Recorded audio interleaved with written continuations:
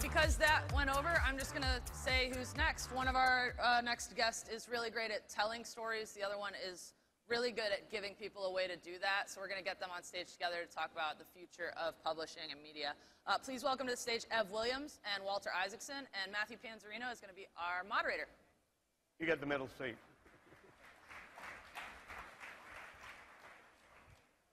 All right. I'm going to go about 15 minutes overtime, just so you know. Prepare yourselves for no lunch. Okay, so thank you guys for coming, both. Appreciate it. Thanks for having us. So, Walter, you have a new book coming out. This is it. It's called The Innovators. I'm holding this. It's contractually obligated that I hold it up like this. It's a book you started before you started writing about Steve Jobs, correct? Yeah, I started work on this book about 15 years ago, 20 years ago, when I was doing digital media at Time Inc. And I was surprised. I couldn't figure out how did the personal computer and the original mainframe computers start, who came up with the logical circuit notions, and then how did the internet develop. And I thought, well, it'd be interesting to start gathering string of all the people I was working with, you know, from Vint Cerf and Bob Kahn, who did the internet protocols, and obviously Steve Jobs and Bill Gates, who helped with the personal computer. I started doing oral histories and interviews with all of them. I put it aside when I ended up writing a book about Steve Jobs, but that just made me a little bit more interested in going back to look at the intersection of the internet and the personal computer. Good. I mean, I've read the book. I finished it last night, actually, because I couldn't stop, but I really enjoyed it. So that aspect of it, I really liked the way that you took us through, you know, kind of, you started at Ada Lovelace, right? You start way back. You know, Ada Lovelace is an interesting and little-known character, Lord Byron's only legitimate child. Lady Byron was not particularly fond of Lord Byron when Ada was growing up, for reasons you romantic poets may know. But so she had Ada tutored only in mathematics, as if that were going to be an antidote for her becoming a romantic poet or something. So she ends up with as somebody who loves both poetry and mathematics and technology. And so she's a symbol, as Steve Jobs was, of somebody who can connect the humanities to technology. Her father was a Luddite, meaning he actually was a follower of Ned Ludd. They were smashing the looms in England. But Ada loved how the punch cards taught the looms to do these beautiful patterns. And she said, oh, we could do that with calculating machines and do any sort of logical sequencing, not just of numbers, but of music, of words. So she comes up with the notion of a computer, and I figured I wanted to start with her. Right, and then thematically it pulls through. Even near the end with the personal computer, a lot of those original concepts that she, you know, kind of laid out, they're still ringing true. You know, well, she is the spiritual person who brings us Ev Williams, you know. right, exactly. And Ev's in the book too, right? He's for early on for a blogger, because one of the interesting things that happens when the web is created in the early 90s is those of us who were in the media business back then, I was there, we started pouring old wine into new bottles. It really sucked. I mean, it was, you know, we were taking a magazine and trying to make it a website. And so it was not what the internet was invented to do. But Ev was able to create Blogger, which was this very simple way to bring a whole lot of people into the ability to publish, but then also the ability to form communities around what was being published. So to me, Blogger, which was the first of Ev's three, I mean, you've had a trifecta, or a hat trick, I guess you'd say, here in the Pacific Northwest. You know, that was something that helps take the web and makes it more into a open and community thing, as opposed to something that publishing houses would pour their magazines into. And, you know, Ev, Isaacson, Walter's book, I should say Isaacson's book, Walter's book. You can call me Walter. I'll call you Walter for now.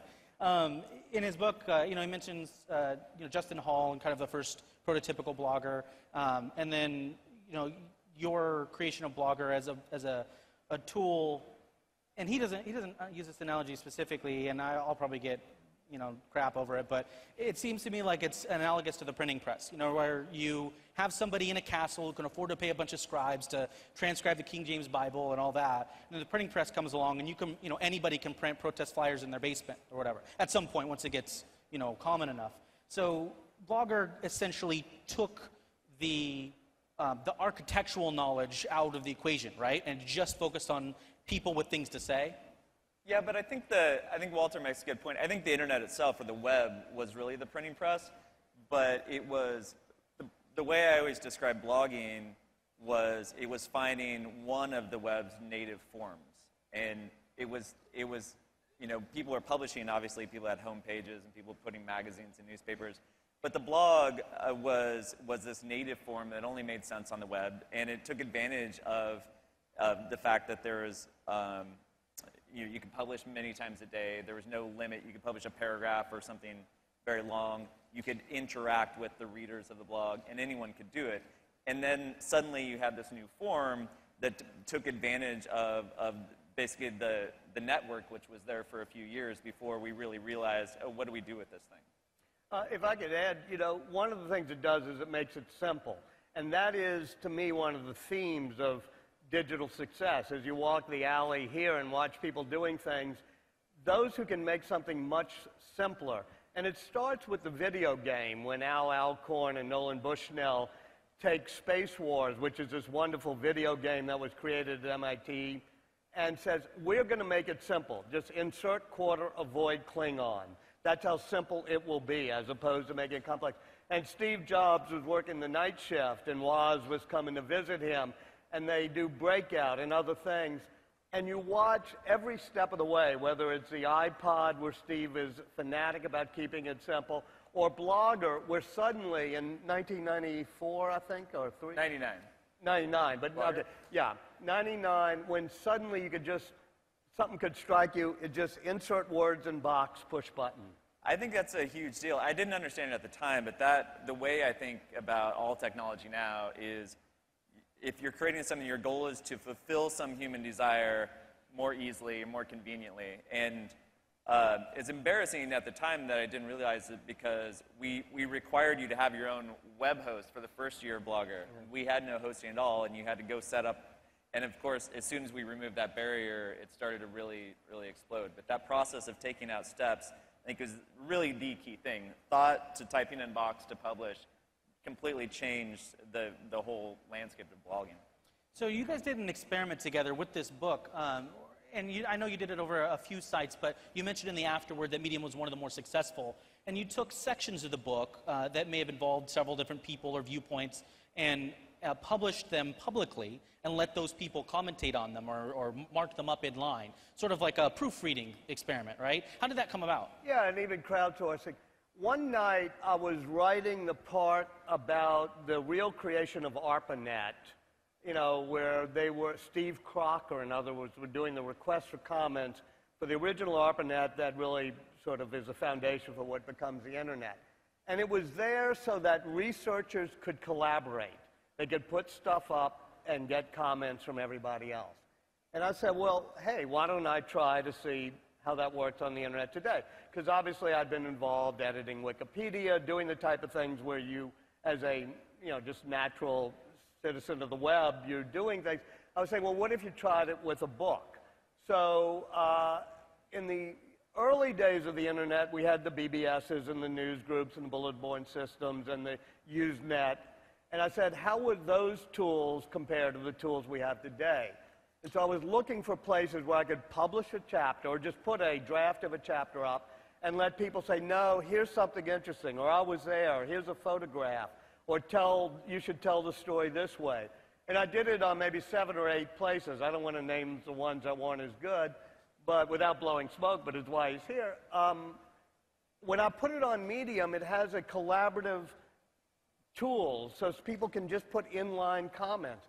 And suddenly, some people from the old days, like Stuart Brand, were saying, no, no, no, we didn't drop acid on the first of these things. It was actually later that night. Okay, let me get that one right. But Dan Bricklin, who was an old friend of yours, said, here's how we did VisiCalc and why VisiCalc was an important bridge to creating application software. He gave me all the stuff. So I started incorporating that in, and it's still, if I may say so, in the rudimentary stages. I would love it for those of us who write books in the future to be able to say, let's crowdsource them, let's have them curated so I can decide, as I can on Medium, well, that was kind of a wacky thing, but, you know, this is kind of interesting.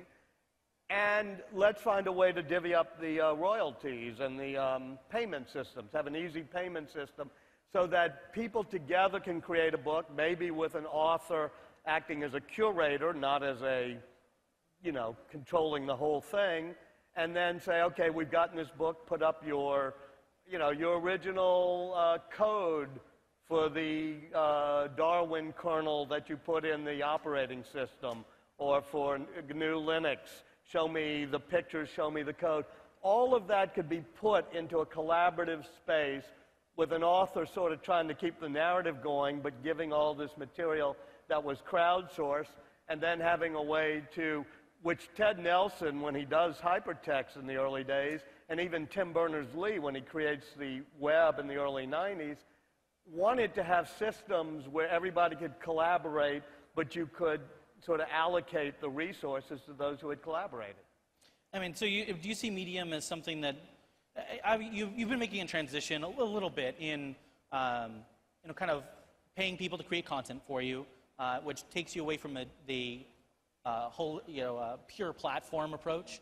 And then you've also been hosting publications that are, kind of creating these collections of authors that are writing on a central theme. So how do you see the future of Medium as a collaboration tool that can enable authors to do things like what Walter's been done?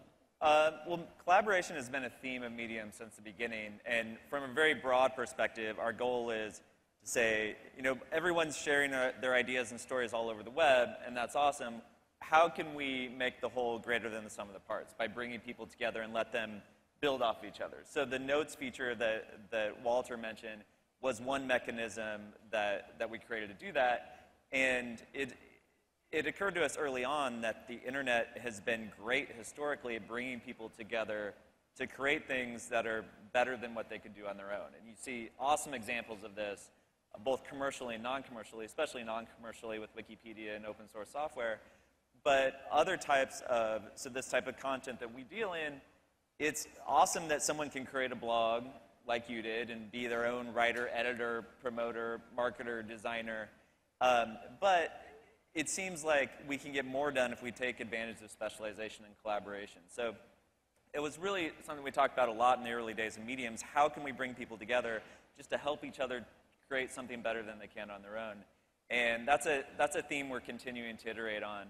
And as a whole, Medium is, we look at it very much as a platform, and our publishing efforts are there to help spur that platform along.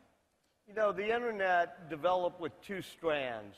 One was the publishing strand. You can put anything you want up if you're a blogger like you or whatever. And the other is the community strand, which was like the Well and others even before the web was around, gathered people into community. Those have had somewhat of a tension. In fact, I think I even quote you when you were originally doing Blogger. You thought of it as a publishing platform, but then it becomes a community platform.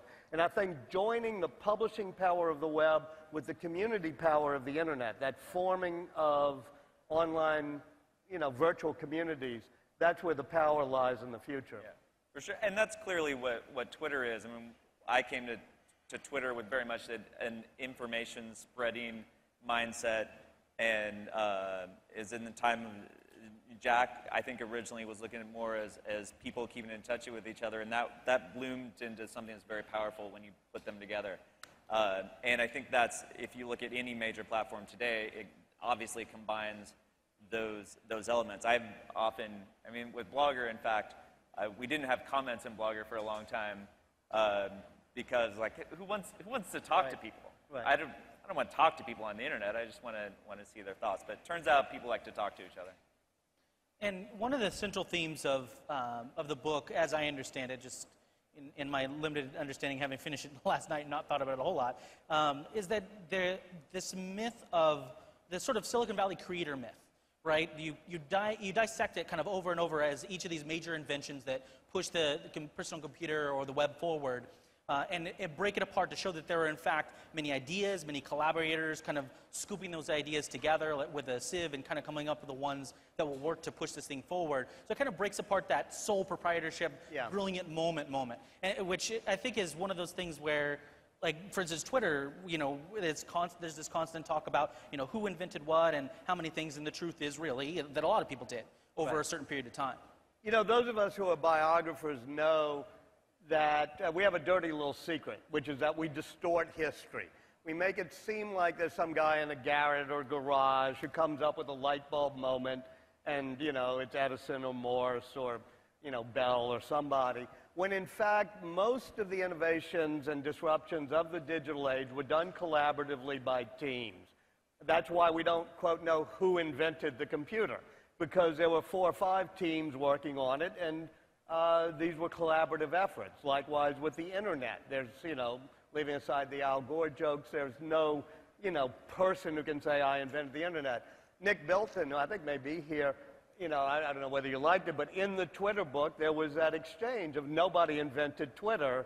You know, Twitter existed and it was a team. When one, I won't go into the names, but one of the founders, your co-founders saying, I invented it, the answer is no. So I wanted to, years and years ago, you know, when another century, when I was just coming out of college, I wrote a book with a friend called The Wise Men. It was about the collaboration of 6 friends who created American foreign policy during the Cold War. I wanted to get back to that because collaboration is the key to creativity. Innovation is a team sport, and we biographers have to get away from saying, here's the lone inventor. I see the internet, and going back to blogging for a minute, it was very clearly just a series of incremental steps. I mean, I certainly didn't invent blogging. There's Dave Weiner and Justin Hall, and there are these little things that we stumble upon that become very, very common, and they just become part of the fabric, but they occur to most people working on the internet, I think, at the same time, because it's the next adjacent thing to what we're all used to. And I mean, you're making our jobs harder because it's really much easier in a headline to say so-and-so created such and such. You know, when I was a magazine editor, which I once was, you always want to know, who do I put on the cover? You know, Mark Andreessen, Andy Grove, Jeff Bezos. We put people on the cover. The age of the internet is not as geared to putting people on the cover or putting them on the Pantheon and saying this was the one person. But I think it's actually more interesting to try to show, for example, on the computer, if you're saying, what was really the first computer? You can have a historical argument. And if you're a romantic who believes in the lone inventor, you talk about this guy, Vincent Atanasoff, who was in Iowa State, and in the basement of the physics building there, creates an electronic circuit that can do some of what a computer can do. He never could get his computer really working. He couldn't get the punch card burner to work. He gets drafted into the Navy, or goes into the Navy, and nobody knows what this machine is, and they throw it away. Whereas at the same time, there's a whole team at the University of Pennsylvania, led by, you know, Presper Eckert and John Markley, with these 6 women who were doing, women mathematicians doing the programming, about 20 engineers, people know how to get grease under their fingernails, and they build ENIAC, and it works. So it's sort of a sign that the lone inventor can't do it in the digital age. You need that team. And sometimes when you have a team, it doesn't work either. Right. And if you have a team without a visionary, I mean, vision without execution is just hallucination. Yeah. But if you have a lot of execution, but you don't have a visionary driving it, then it becomes barren. But whether you look at the transistor, which is done at Bell Labs with this great group, driven by 2 or 3 visionaries, you know, Shockley, Bardeen, and Bratton, or the original computer driven by, you know, Markley, Eckert, the 6 women programmers, you have to have that right combination of visionaries and team that can execute. And timing. Sorry, go ahead. Anyone? I was just going to mention timing. If you're a startup trying to bring your thing to market, there's so many things today that you can look back 10 years ago and say, like, oh yeah, that company tried that, but it was too early, or it was poorly executed, or whatever else. So. Yeah, ripe seeds have to fall on fertile ground. Right, at the right time, too, when the things are available that you need to actually make it grow. There's one thing, we're almost out of time, but there's one thing I saw you mention which was very interesting, in that you mentioned the concept of an environment or a community convincing itself it's revolutionary by saying it is over and over again. And that just reminded me a lot of current Silicon Valley, that, you know, everybody gets up on a stage like this one and says that their product is going to revolutionize X. And do you think that they can self-manifest that by saying it? Well, you know, the word innovation and the word disruptor, as in this conference, have been so used that they sometimes get drained of their meaning. And there's a wonderful book, I tried to read about the scientific revolution the last time this happened. And there's a wonderful book by Steve Chapin that starts, there was no such thing as a scientific revolution, and this is a book about it. Meaning, you know, it did happen. And he said the way we know it happened is the people there felt they were part of something revolutionary. So yes, I mean, if you look at the way things are being changed by the confluence of personal computers, mobile devices, and networks, such as the internet or the web, that has so disrupted things. It's like the combination of the steam engine, mechanical, you know, things like the loom, and the other things that created the Industrial Revolution. All right, cool. Well, thank you guys very much for coming up here to talk. I appreciate it. Cool. Good to see you. Good. Thank you.